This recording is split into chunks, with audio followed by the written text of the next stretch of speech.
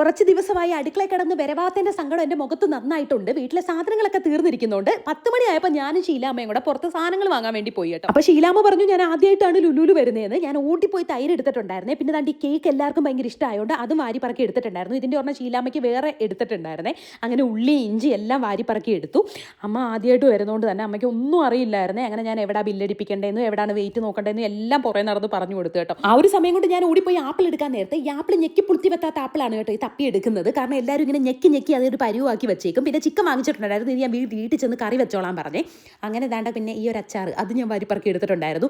എസ്കലേറ്ററിൽ കയറാൻ അമ്മയ്ക്ക് പേടിയായതുകൊണ്ട് പിടിച്ച് കയറ്റി പിടിച്ചിറക്കുകയാണ്. ഇനിയിപ്പോൾ എൻ്റെ കൂടെ സ്ഥിരം എല്ലാ ആഴ്ചയിലും വന്ന് കഴിയുമ്പോഴത്തേന് ഇതൊക്കെ അമ്മയ്ക്ക് ഇങ്ങനെ ശില്പം പോലെ നടക്കും കേട്ടോ. അത് കഴിഞ്ഞിട്ട് ഞങ്ങൾ മീൻ വെട്ടാൻ വേണ്ടി കൊടുത്തിട്ടുണ്ടായിരുന്നേ. എന്ന് വെച്ചാൽ മീൻ വാങ്ങിയിട്ട് വെട്ടിത്തരുന്നത്. അപ്പോൾ അവിടെ വെറുതെ ഇരിക്കേണ്ടെന്ന് വിചാരിച്ചിട്ട് ഞാൻ പോയി ചായ വാങ്ങിച്ചു കൊടുത്തു കേട്ടോ. കാരണം ഞാൻ ചായ കുടിക്കത്തില്ല, പിന്നെ വെറുതെ ഇരിക്കട്ടല്ലോ എന്ന് വിചാരിച്ചിട്ട് ചായയൊക്കെ വാങ്ങിച്ചു. അത് കഴിഞ്ഞ് തിരിച്ച് വരാൻ നേരത്ത് DDRCയിൽ കയറിയിട്ട് ചോര പരിശോധിച്ചു.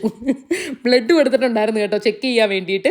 അങ്ങനെ അതൊക്കെ കൊടുത്ത് അത് കുത്തിയതിൻ്റെ സങ്കടത്തിൽ അമ്മയെ എൻ്റെ സ്വന്തം അമ്മയെ വിളിച്ച് ഞാൻ അമ്മയെ കുത്തി അമ്മയെന്നൊക്കെ പറഞ്ഞ് അമ്മ ചിരിക്കുകയായിരുന്നു കേട്ടോ. അമ്മയ്ക്കായിരുന്നെങ്കിൽ പനി പിടിച്ച് ഇവിടെ തല പൊക്കാൻ വയ്യായിരുന്നു. ഇപ്പം ചുമ മാത്രമേ ഉള്ളൂ. ഞാൻ പറഞ്ഞ് ചുമ പറഞ്ഞിട്ട് അല്ല ചുമ മാറിയിട്ട് ഇങ്ങോട്ട് വന്നാൽ മതി എന്ന്. അപ്പോൾ പിന്നെ ഞാൻ ഇട്ടിരിക്കുന്ന ഡ്രസ്സിൻ്റെ ലിങ്ക് ഞാൻ ടാഗ് ചെയ്തേക്കാമേ. Tata bye bye see.